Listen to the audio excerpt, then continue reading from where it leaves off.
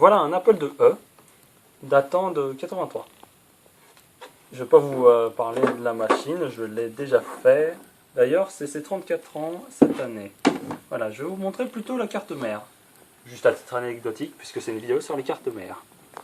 Alors, voilà l'une des toutes premières Mobo de la micro-informatique. Alors déjà, on peut voir qu'il y a de très très gros circuits et des cartes d'extension. Tout ça autour du 6502. Voilà, je le referme. Hop. Et c'est une des toutes premières, et on peut voir que c'est une des toutes premières cartes mères de l'histoire. De la micro-informatique du moins. Voilà, je la referme et je passe au suivant. Voilà la carte mère du Goupil G4, qui est une des plus anciennes que j'ai, avec celle de l'Apple II. Alors tout est architecturé autour d'un 8186 en guise de processeur. Et là je dirais on a des puces de RAM ici, et tout le reste sur la droite. Bon déjà on a le BIOS, ici. Et là ici c'est que des TTL. Ça, le gros truc bleu que vous voyez. Voilà. C'est un peu, c'est de l'ISA 16 avec le réplicateur ici. Et on a aussi deux slots ISA 8. Là, ici. Et vous voyez quand même que c'est mouse. Enfin, c'est assez conséquent. Pour des capacités, disons, assez limitées. Pour l'époque. Et là, ici, on a un port floppy. Ça ici, le connecteur d'Alim, c'est un connecteur maison. C'est pas un connecteur AT, ça peut s'apparenter à ça, mais non, c'est maison. Alors voilà une carte mère 286. Le 286 est ici, là. Ça c'est pour le copro, juste à côté, là où il y a le circuit manquant. Et là on a de la vieille RAM. C'est parmi les toutes premières, c'est de la 41 256. Sur 1 bit. Et le tout totalisait 1 méga. Alors là, vous voyez, moi ce que j'aime bien sur cette carte, c'est qu'il y a une indication ici, 512, 640, 1 méga, 2 mégas, 2,5 et même jusqu'à 4 mégas. C'est ça qui est ouf. Là où la plupart des PC n'avaient que 1 voire 2 mégas. Alors là, je sais pas si vous voyez, mais c'est des slots ISA 16. Les slots ISA 16 ne sont apparus qu'à partir du 286. Et là, je vous montre vraiment une institution, enfin une façon de parler, mais vraiment une icône geek quoi, de l'informatique. Une icône de l'informatique, c'est la toute première carte. La première carte, disons, graphique, qui affichait tout, sauf des points. Elle faisait près de 30 cm. Je vous en ai parlé dans la vidéo de l'évolution des cartes graphiques. Mais ça, c'est la première, c'est la MDA. C'est la première carte graphique et donc c'est une carte MDA. Voilà. Relié en DB9 via un câble DB9 à l'écran que vous allez voir tout de suite. Voilà le tout premier écran de PC. C'est IBM, le tout premier écran, et voilà ce que ça affichait. Du texte pur quoi. Seulement du texte et des chiffres. Et là regardez, on a 1024K de RAM. 1 méga. Là ici.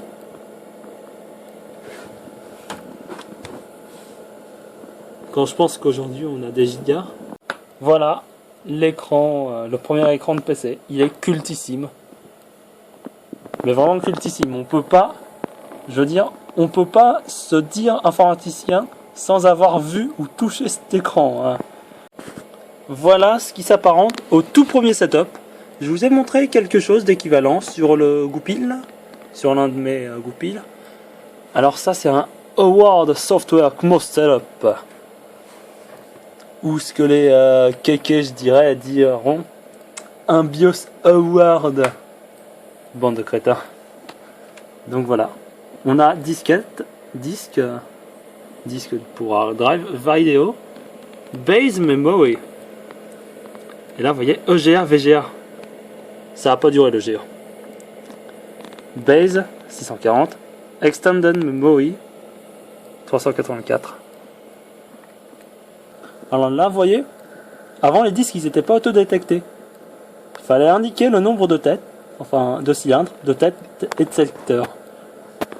CHS. Aujourd'hui c'est LBA ou un truc comme ça. Et voilà, fallait dire combien il y avait de têtes. C'était soi-même, fallait dire vous-même à l'ordinateur, au setup, combien il y avait de têtes, de cylindres et de secteurs. Sinon, votre ordi ne reconnaissait pas. Et ça fait près de 20 ans. Enfin, et comment ça s'appelle ? Ça fait plaisir de revoir des cartes comme ça. Enfin, et de voir s'allumer des cartes comme ça. Parce que ça fait vraiment très longtemps que je ne l'ai pas allumé. Je n'y ai pas touché. Elle vient directement de chez mon père, cette carte. Et il m'a dit ne pas l'avoir allumée depuis 20 ans. Je pensais que c'était une pizza qui allait sortir. Encore une carte mère. Donc voilà. Voilà, c'est une carte mère 386. Juste ici. 386 AMD SX. Donc sans copro arithmétique. Hein. Ça aurait été avec un copro, ça serait DX. Bon, déjà on voit qu'il manque un peu de RAM. Et là ici on voit que c'est de la SIM. Là de l'ISA 16 et ici de l'ISA 8. Et cette carte mère date de 91, juste ici. Et ça c'est un produit Mr BIOS 386 SX 89 90 91 Micro Research. Mais la carte mère elle-même date de 91. Ce qui est marqué là, juste dans la tranche, sur la tranche.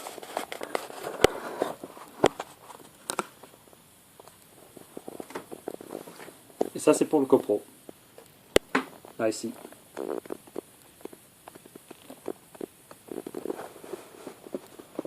Voilà le connecteur AT, ouais. Et ça c'est le connecteur clavier.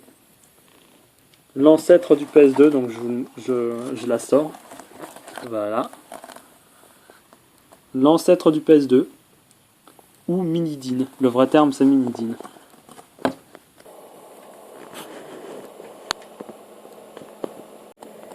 Voilà, nous sommes dans le setup de Mr BIOS du i386 que je vous ai montré. Alors, Microid Research.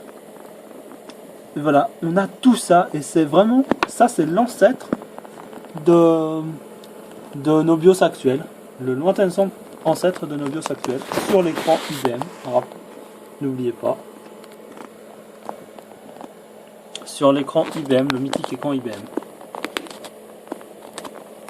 Et ça, c'est le lointain ancêtre, comme je vous ai dit. Les PC actuels utilisent encore l'architecture i386. Donc là, ce que vous voyez, c'est vraiment les racines du setup, quoi.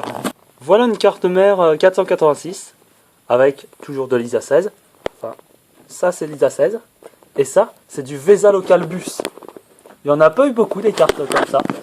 Et juste après ça, il y aura le PCI. C'est exactement le même que ce connecteur marron, mais en blanc. Ça, c'est ultra rare, c'est un overdrive.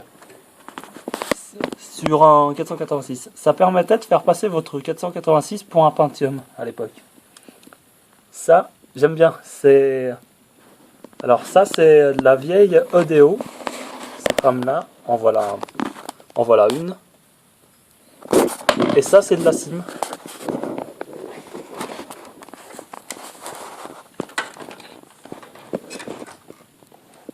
Voilà. Ça n'a pas duré le VESA Local Bus. Ça a duré que 2 voire 3 ans et après on est passé direct au PCI. Voilà. Et ça, vous voyez, petit détail qui tue, les 3 petits points là dorés, et ben ça alimentait un ventilo, comme ça, comme ceci, et ça se posait, et cela se posait ainsi. Hop, voilà, hop. Et le ventilo était directement alimenté par le processeur. Là on peut lire Intel Overdrive POD P5V. P5 pour Pentium.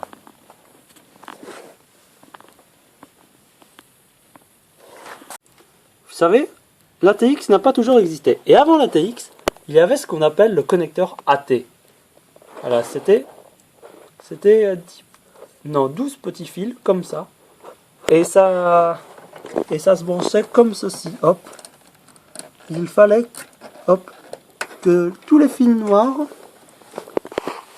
se croisent, comme tel ceci, et se retrouvent au milieu. Il n'y a aucune action mécanique à effectuer, il faut juste